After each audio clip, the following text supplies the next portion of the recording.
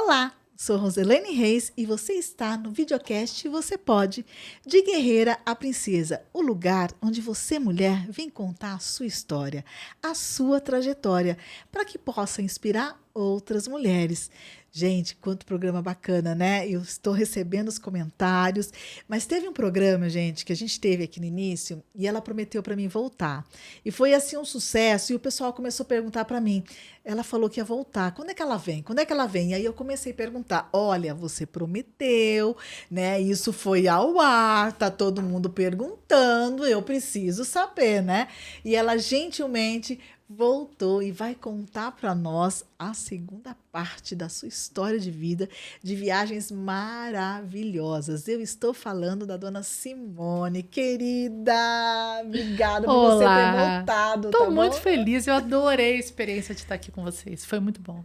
Foi fantástico, gente. Vocês devem se lembrar, né, da programação que ela teve, falando da história dela, do problema de saúde parecido com o meu, né? Mas o dela, ela foi mais guerreira ainda, gente. Mas hoje uma princesa. Ela tá com o pin dela, gente. Ai, que Ó, orgulho! Olha, chique, ela continua usando. Obrigada, viu, por mas com estar muito aqui orgulho. levando o Você Pode no peito, né? Como uma princesa que vai superando seus desafios. Mas você contou pra gente, naquela vez, que você, dentro dessa peregrinação, você fez uma viagem que até você queria muito. Uma viagem antes de um momento de desafio, né? E outras 3 viagens depois. E a gente combinou de você voltar agora e você contar um pouquinho pra gente. Eu acho que sim, quais foram os momentos, né? De encontros, de superação, enfim. Eu quero que você fique à vontade, porque a gente está muito ansioso para conhecer. E eu sei que dessas viagens tem um novo livro. Meu Deus, essa mulher é maravilhosa, gente. É incrível, é incrível. Bora lá, você começa, você Então, comanda. bom, a Índia, ela sempre foi a minha paixão desde muito pequena. Eu dizia, um dia eu vou conhecer a Índia, e ninguém entendia por quê, né, que uma menina do interior falava tanto que queria conhecer a Índia. Mas sempre foi minha paixão. E quando eu estava com 28 anos, eu finalmente juntei, sabe aquela coisa de você fala assim, eu vou juntar centavo, mas eu vou conseguir viajar? E aí eu marquei, em 1998, a primeira viagem para a Índia. E ali, Rose, foi uma coisa muito interessante, porque quem viaja hoje, principalmente os jovens que estão nos ouvindo, não sabe como é você viajar antes da internet. É porque hoje é tudo na palma da mão, né? Hoje é Colocou fácil, ali, vai né? embora. Então, em 98, foi antes do advento. Acho que já existia internet, mas não como a Não, gente tem não era hoje. acessível, Não, não né? tinha celular, não tinha nada disso. Então, eu marquei e eu queria que fosse uma peregrinação. Eu sempre trouxe dentro de mim essa palavra peregrina. Eu gosto da ideia de caminhar em direção a um ponto sagrado, porque todas as grandes religiões têm as suas peregrinações. Sim, Mas eu sempre me considerei, eu falava que eu era uma peregrina de mim mesma, porque eu não estava caminhando para fora, eu queria fazer uma caminhada para dentro.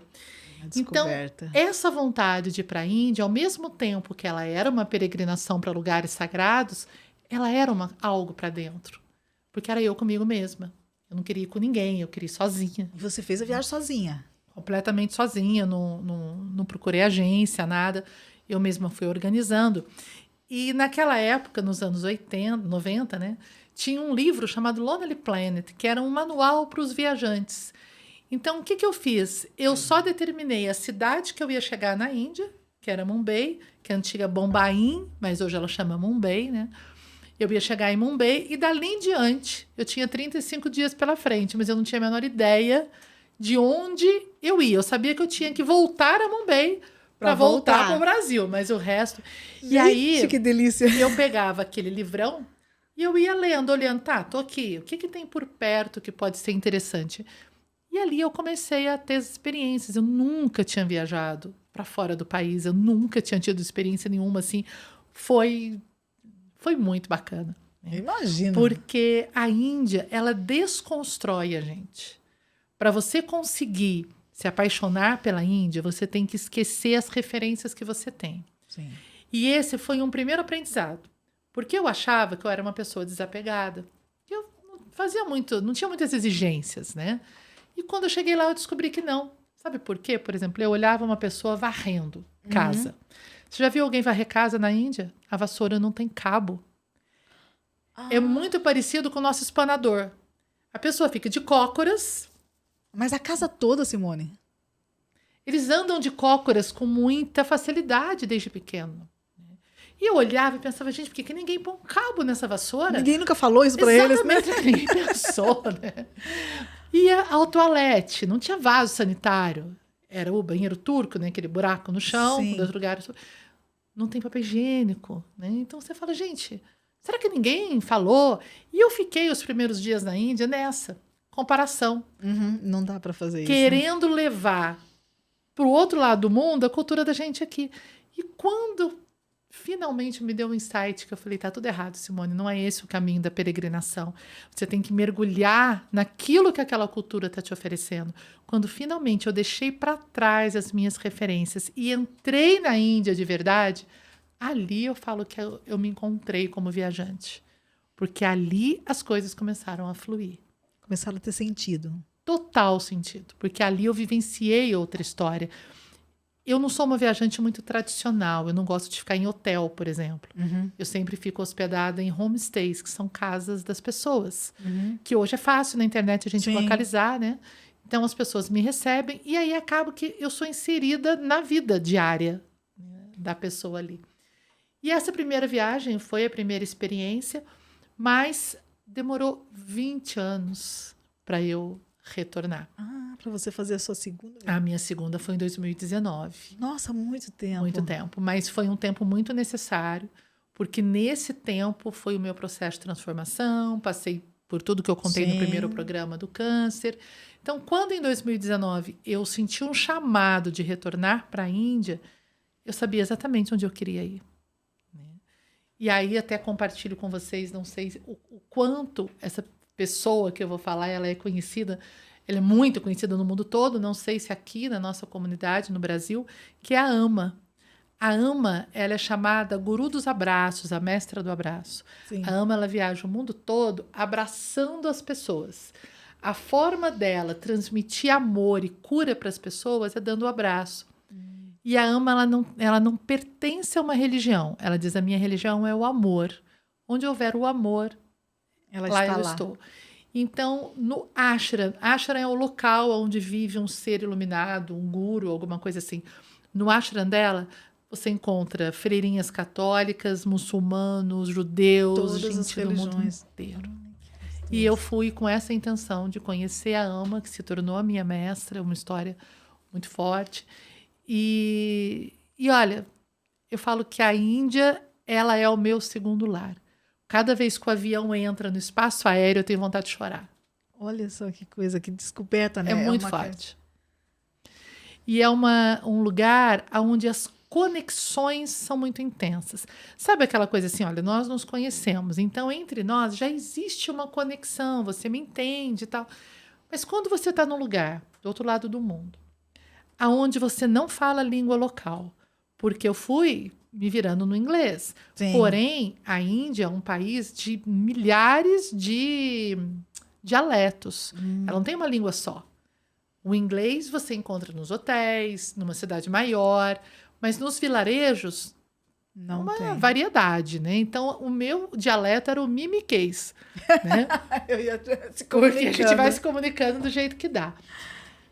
E aí você, de repente, chega, por exemplo, um dia eu estava numa praia em Trivandrum, um local do sul da Índia. Eu estava sozinha, né? Óbvio, andando, olhando o mar, numa paz absoluta. E uma garota pequena, começou a me olhar. E na minha mochila tinha uma bandeirinha do Brasil. Ah, E ela olhava a mochilinha, ela chegava e ela ria. E eu vi que ela não falava inglês, nada, né? A menina devia ter uns 7 anos. E nós começamos a rir ali uma para outra, aquela conexão. Resultado, não demorou muito, apareceu uma moça, mãe dela, sim. me puxando pela mão. E eu fui. Sem falar nada. Sem falar só. nada. E eu fui. Fui seguindo as duas, atravessamos a rua, entramos num casebre, que é onde ela morava, a Índia é muito pobre. Você foi entrando, sim. Eu fui entrando. Gente, a Simone. E ali nós ficamos, eu acho que umas 2, 3 horas, conversando, vamos dizer assim, Aham. ela me servindo o que ela tinha de melhor, porque na Índia o convidado é Deus, eles têm essa frase. Então, quando você chega numa casa, eles se sentem tão honrados de te receber, ainda mais você sendo uma estrangeira. Era uma casa paupérrima, mas paupérrima. Não tinha mesa, a gente sentava no chão, aquele fogãozinho, como se fosse um fogãozinho a lenha, né? Sim, E ela fazia o chapate, que é o pãozinho característico deles, parece o pão sírio. sim. Ela foi fazendo chapate e me servindo chai, que é o chá com leite Aham. e especiarias. E houve um momento que passou pela minha cabeça, Simone, você não sabe onde você está. O que ela tá te dando para tomar, né? Exatamente, O que né? vai acontecer? A gente vem com essa mentalidade nossa, do nosso mundo aqui, Mas né? se olhava no olho dela, a conexão era tão forte. Nós ficamos ali. Ela chamou as vizinhas para me verem. Todo mundo queria ver estrangeiras. E foram vivências de tanto amor que a hora que eu saí dali, eu saí com a certeza de que eu estava deixando amigos. Pessoas que provavelmente eu nunca mais vou ver na vida. Sim. Que eu não sei nem repetir o nome. Porque ela falava o nome dela, eu tentava repetir, ela ria porque eu falava errado, né? Aham. Mas as conexões, e isso foi só uma das vezes, isso aconteceu muitas vezes na Índia. Muitas. Em Varanasi, Varanasi é a cidade da beira do Ganges, onde acontecem as cremações. Sempre que se fala em Índia, as pessoas associam já a Varanasi, antiga Benaras, porque é onde os corpos são cremados. Para você ter Sim. ideia, por dia se cremam até 200 corpos na beira do rio. Nossa. É surreal o Ganges. Né? O Ganges Você entrou. é um lugar assim, ele é um rio muito grande, onde você tem ghats. Ghats é por quê? São escadarias que dão acesso ao rio. Sim. E essas escadas, cada bloquinho de escada recebe o nome de ghat. Então você tem o ghat onde os corpos são cremados. Do lado do ghat onde os corpos são cremados, você tem o ghat da lavanderia, aonde as roupas da cidade inteira são lavadas. Do lado, você tem o ghat dos banhos, onde as pessoas vão de manhã se banhar. É porque é muito comum o pessoal falar assim, eu fui lá e entrei no rio, né? Para o estrangeiro, a gente brinca que se você colocar um dedinho, você sai com 5 de lá, né? Porque é o rio mais poluído. Sim. Então, nesse trecho do rio, eu não entrei. Eu entrei no Ganges da nascente. Nesse trecho, eu não entrei. Eu só caminhei pelos ghats. E quando você vai caminhando, você vê as figuras mais estranhas, mais incríveis, né?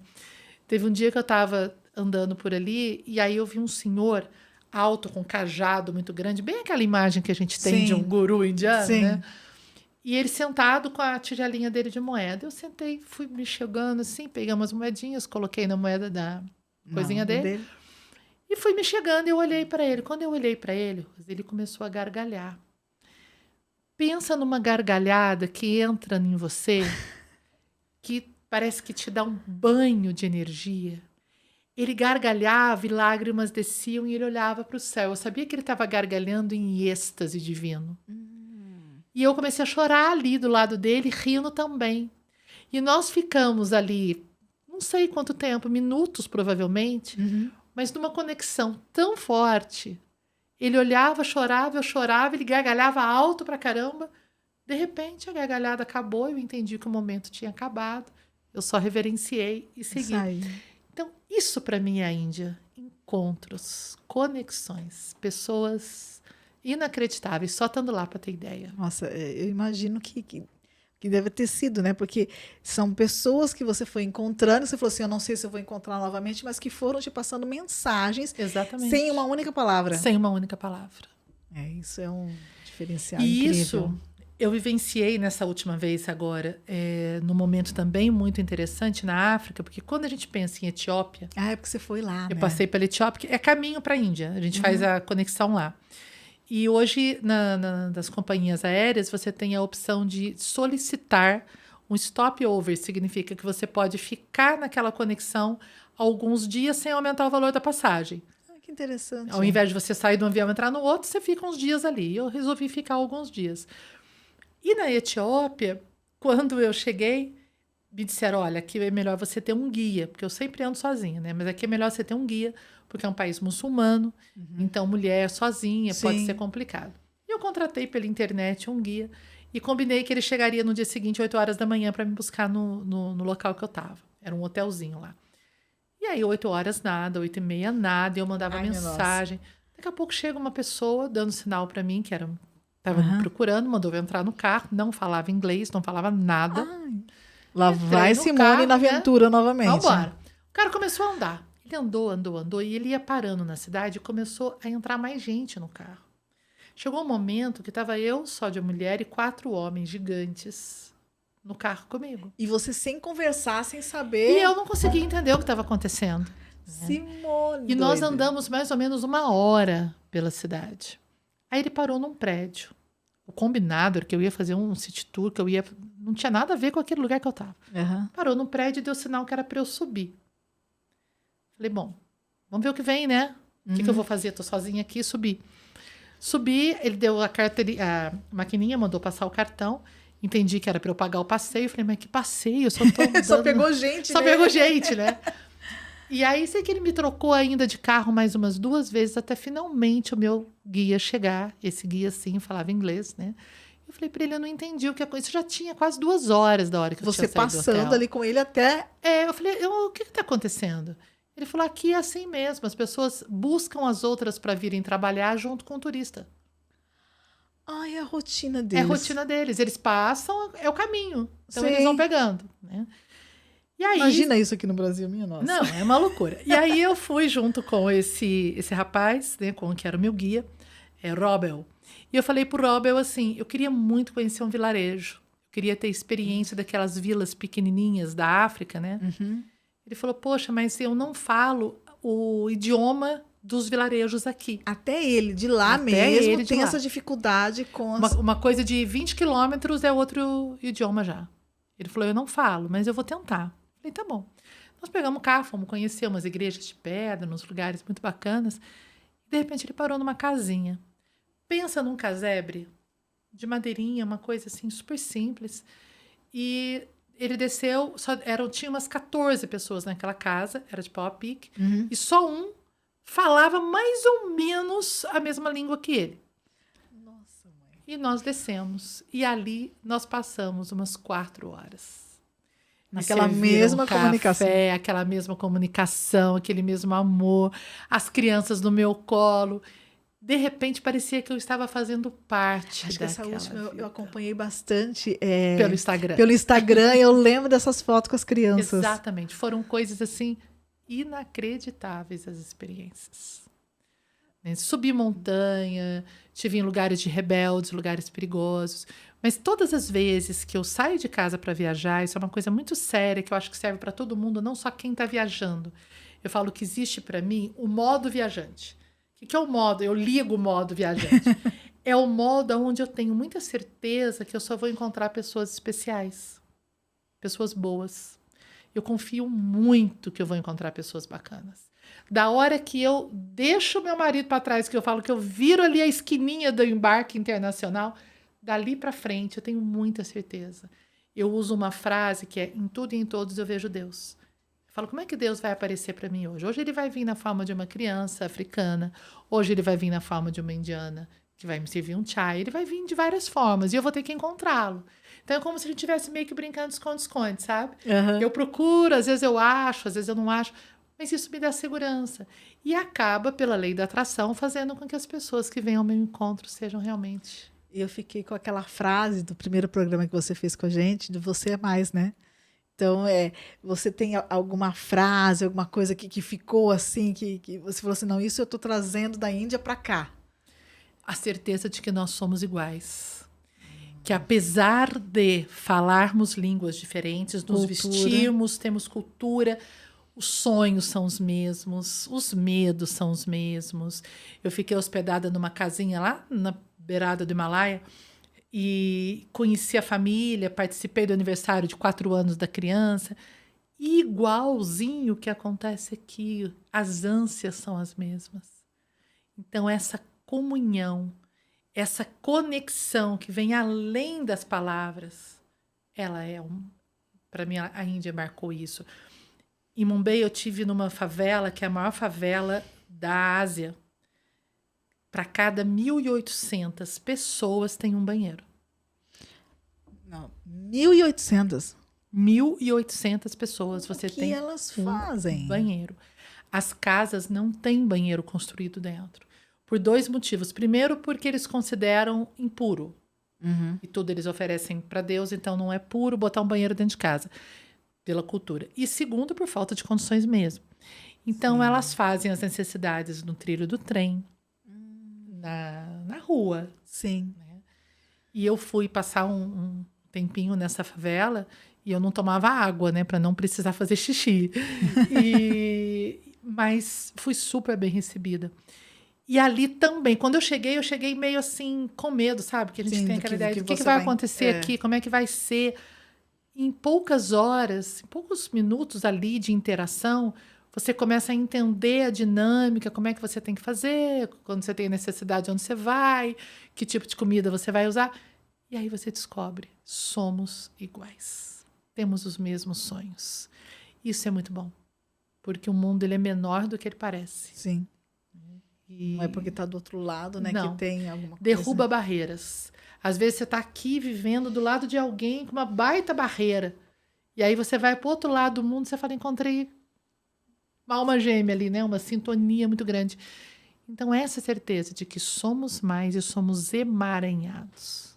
Realmente nós somos muito parecidos. Como é que é a cultura deles entre homem e mulher, assim? No caso até de adoração e tal, que a gente sabe que tem alguns a mulher pode entrar no templo, outros não pode. Como que é isso lá? Varia muito da linhagem religiosa, né? Por exemplo, eu cheguei numa cidade que se chama Pushkar, que é uma cidade de maioria muçulmana, que na entrada da cidade já tem um quadro com regras. Mulher não ri na rua, homem e mulher não se tocam, mesmo sendo marido e mulher, você não pode andar de mão dada, você não pode encostar. Não pode ser visto. Não pode, é tudo muito assim, né? Nos lares hindus a coisa já é um pouco mais leve, depende muito. Mas, por exemplo, essa roupa que eu tô hoje, eu não poderia estar lá. Porque está exposto porque está expondo o ombro. Eu posso expor a barriga. Eu posso ir com um topzinho com o barrigão de fora, mas o ombro, jamais. Sensualiza. Né? Então, você sabe que quando você chega, você tem que fazer uma adaptação cultural. Isso é muito importante, porque eu vejo, às vezes, turistas, eu falo turista porque eu acabo me sentindo tão parte que eu não me sinto turista, mas muitas turistas, principalmente europeias, de shortinho, além de ser um baita de um desrespeito à cultura local, é perigoso. É perigoso porque existe um número muito grande de estupros, né, de mulheres na Índia. Então, tem a que tomar cidade de cuidado. Delhi é campeã em estupro coletivo. Coletivo. Então, e a alimentação, como é que foi esse... A alimentação é uma aventura à parte, né? Porque eu imagino, né? E você já foi 4 vezes lá, então você já está acostumada agora. Mas eu praticamente como todos os dias a comida indiana, porque na minha casa eu faço, eu gosto muito dos sabores. Mas mesmo assim é difícil, para você ter ideia. Por quê? As especiarias são usadas o tempo todo. E quando a gente fala em comida temperada ou ardida, a gente pensa na comida baiana. Pensa na pimenta, isso. Na pimenta. Você pega a comida baiana e você eleva ao quadrado. É mais ou menos isso.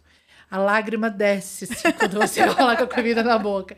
Tem coisa que você pensa que você não vai conseguir. E é com a mão que você come. Sim. Por que com a mão? Porque como ela é sagrada, você não usa nada para colocar entre você e o alimento. Entendi. E eu sou uma pessoa lambona, sabe, Rose? Vou contar só para vocês, gente. É uma vergonha a maneira que eu me alimento. Porque eu não tenho aquela habilidade. Eles conseguem pegar só com a mão direita. A esquerda não pode. Não pode. A esquerda ela tem que ficar embaixo da mesa. Por quê? Como eu contei que não tem papel higiênico, Sim. A mão esquerda é o papel higiênico. Então, a mão esquerda ela só é usada para higiene íntima. Ela não pode se encostar em ninguém, porque é um desrespeito. Então, você tem... Eu levo, tá, gente? Quando eu vou, eu levo bastante papel higiênico na bolsa. Então, você tem que usar só a mão direita. Então, eles conseguem pegar o arroz, fazer um bolinho com arroz, passar nos curries, que são os molhos, Sim. e colocar na boca com classe. A Simone aqui faz uma lambança. Né? Precisa do... Quase que eu preciso de nem um babador, eu preciso de uma burca para eu me alimentar. Mas é muito saboroso. Só que as regras de higiene são diferentes da nossa. Por exemplo, numa comida que você está numa lanchonete, uma comida de rua, não tem guardanapo. Eles cortam um pedaço de jornal. E com aquele jornal eles pegam a comida. Você não tem onde lavar a mão. Eu fui num restaurante típico no sul da Índia, onde a comida é servida em folha de bananeira. Sim. Então, eles põem na mesa uma folha de bananeira e ali eles vão jogando os molhos, as comidas. Você não escolhe o que você vai comer, aquilo vai vindo. E aí eu queria lavar minha mão para poder me alimentar, porque eu levo álcool em gel, eu levo um kit comigo. Mas eu tava... Não, não Sim. tem, não tem. Você Não tem como. não tem como. Você pode usar o banheiro, mas não tem onde lavar a mão. Então, a comida, tem muita gente que tem dificuldade. Fala, vai para a Índia e não consegue se alimentar. Eu não tive problema algum. Eu experimentei de tudo. Comi na casa das pessoas, eu comi na rua, eu comi de tudo.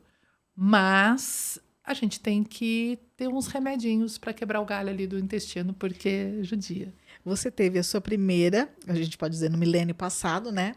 E a sua última mais recente, 2019. 23. 2023. O que você viu de diferente naquela primeira viagem para essa última? Mudou muito a Índia. Mudou no sentido assim, teve uma evolução muito grande tecnológica.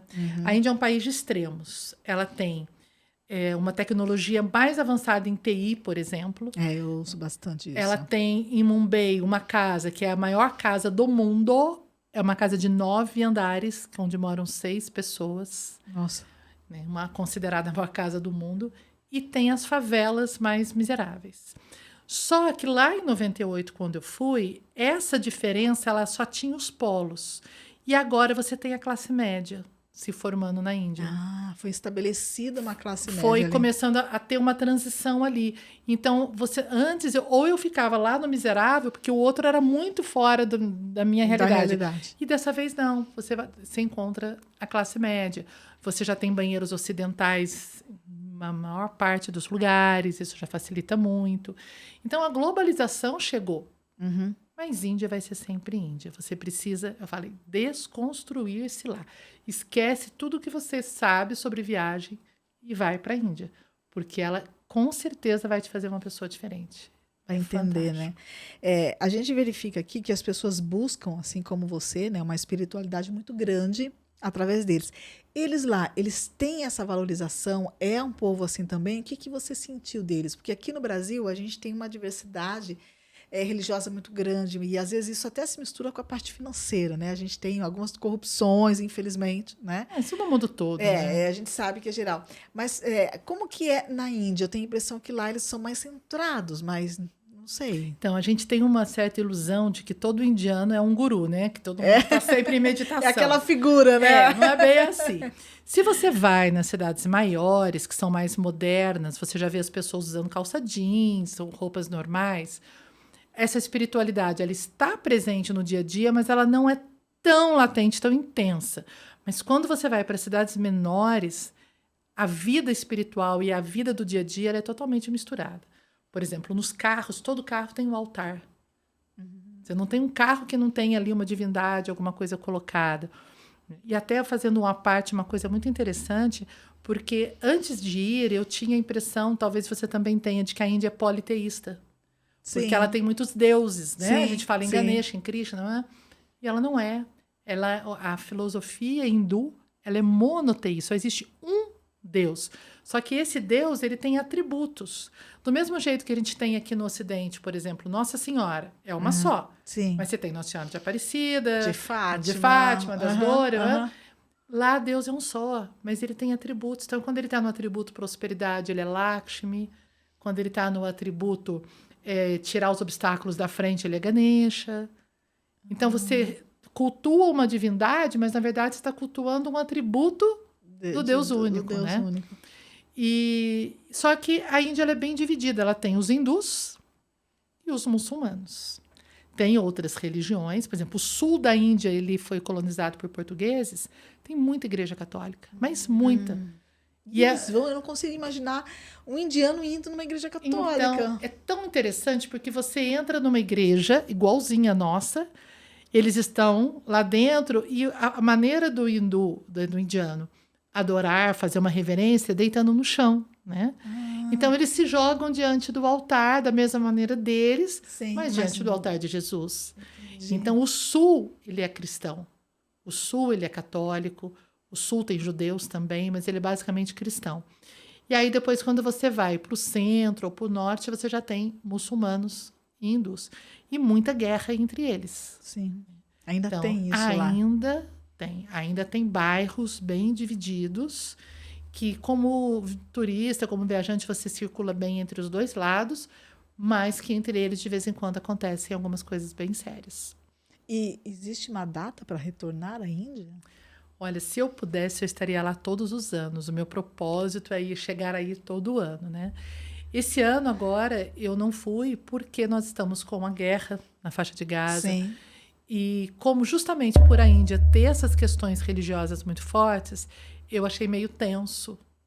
De repente acontecer algum conflito, eu ficar presa lá. Sim. Então eu pulei esse ano de 2024. Esse ano eu fiz uma viagem diferente, eu fiz um mochilão na América do Sul, que foi Chile, Bolívia e Peru, que foi uma outra peregrinação. Machu Picchu. Machu Picchu. Vai voltar aqui depois para contar essa história. Volta. Mas eu acho que ano que vem, 2025, se Deus quiser, eu volto, porque a Índia não tem jeito. A Índia, ela mora dentro de mim. E cada vez que você vai, você traz como se diz, uma bagagem espiritual diferente. São lições. Experiências, são estudos, são mestres que eu encontro, são coisas assim que... depois que eu fiz as 2 viagens de 2019, eu escrevi um livro, né? Que é o Deixe-me Ir, o Diário de uma Peregrina. Esse livro, na verdade, ele não é um livro físico. Esse que eu estou trazendo aqui, ele foi só um piloto que eu fiz para mim, só para eu ter uma referência e poder mostrar. Mas ele é um livro que está em PDF na internet e em audiolivro. Olha que interessante. Então, eu gravei esse livro em áudio com a minha voz e com sonoplastia, ou seja... Quando eu estou falando que eu estou atravessando a rua, você ouve as buzinas, tem todo um fundo bem real.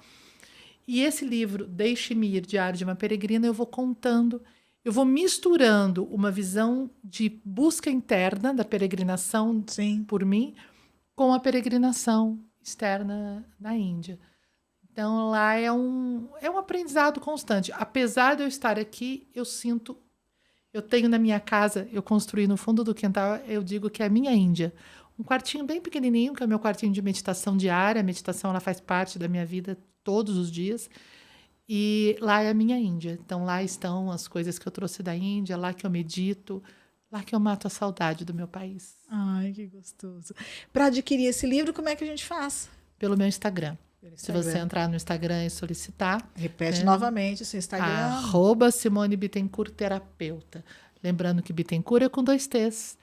Tem um T mudo no final e o T de terapeuta. Então tem T pra caramba. Então copia aí, né, que vocês estão colocando. Porque no Instagram, você vai, inclusive, quem quiser, vai encontrar a viagem da Índia. Sim. E no YouTube, o YouTube é Simone Bittencourt Terapeuta. No YouTube tem uma playlist Viagem à Índia, lá estão todas. Ah, e você tem as fotos, os vídeos. Vídeos, quer dizer, todas. Legal. Não tem a primeira, porque a primeira não tinha esse recurso. Não estávamos nesse... Não estávamos conectados. Mas tem as 2 de 2019 e a 23, inclusive com a África. Então lá dá para as pessoas acompanharem, tem historinhas, é um material bem bacana. Ai, que bacana. Bom, Simone, a gente ficaria conversando aqui horas, tá? Porque eu acho que é tudo muito, muito bom, é um aprendizado. E sem contar que você passa assim, uma energia maravilhosa, a gente fica muito bem. Invade aqui o estúdio, gente, é incrível, né? Todo mundo sente bem, sente isso. Eu queria que você deixasse uma mensagem final para os nossos ouvintes, para os nossos telespectadores, não só da escola de peregrinação, que a gente sabe, né, que você falou no primeiro vídeo, eu quero que você fale novamente aqui também, mas muitas pessoas talvez não vão ter essa oportunidade de viajar para a Índia, né? Mas a gente pode nos encontrar, nós podemos fazer essas meditações independente de estar lá, né? Então, eu queria convidar todo mundo a peregrinar. O que é peregrinar? A lembrar que nós somos sagrados. Independente da religião que cada um professe, eu acredito que todos partem do princípio que nós somos um com um Criador. Então, nós somos sagrados. Cuide de você como um ser sagrado. E em algum momento você precisa iniciar essa peregrinação para dentro de você. Começar esse caminho de busca. E aí você pode começar por religiões, por filosofia, sozinho, do jeito que você quiser. Mas não deixa de peregrinar. E se você quiser peregrinar comigo, na minha escola, Peregrinos da Consciência, eu vou ficar muito feliz, que é uma escola online, onde tem todo o conhecimento que eu adquiri nesses 30 e tantos anos de busca, e ali tem um conhecimento organizadinho, você não precisa, você parte do zero, tá? Eu quero entender o que é isso, Simone. Lá você vai começar do zero e vai avançar comigo. E lá nós vamos poder meditar juntos. A meditação é o caminho da peregrinação. Quando você vai peregrinar fora, você tem que caminhar. Para peregrinar dentro, você tem que meditar. Não deixe de encontrar o teu sagrado. Esse é o propósito da vida. Tudo mais é segundo plano. Mas encontrar o sagrado que você é, viver esse sagrado, isso é para isso que a gente existe. É, bem isso mesmo. Ficou dito. Muito obrigado, querida. Você vai voltar para contar essa nova viagem que ela fez, gente. Foi incrível aí. Entre no Instagram dela, vocês vão ver tudo lá, porque ela coloca mesmo, sabe? Ela nos leva com ela na viagem, né? É muito gostoso isso, porque a gente vai acompanhando você. E eu sinto, sabia? Eu tive várias experiências de sentir que eu estava com outras pessoas lá, de tão conectada por causa de compartilhar. Não, porque a gente fica, mas você fica acompanhando, e você fala, olha o que tá vendo, o que tá fazendo, o que será que tá sentindo? Então é uma coisa muito boa mesmo.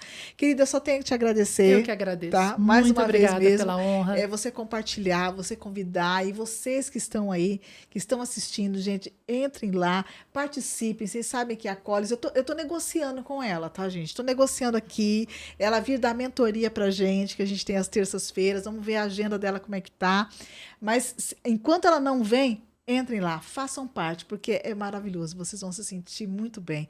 E, mais uma vez, mais uma história linda, com histórias maravilhosas que só tem a acrescentar e a crescer no nosso dia a dia. Então, vou usar a sua frase, somos mais. Hashtag somos mais. E eu aguardo você na próxima semana para a gente contar uma nova história.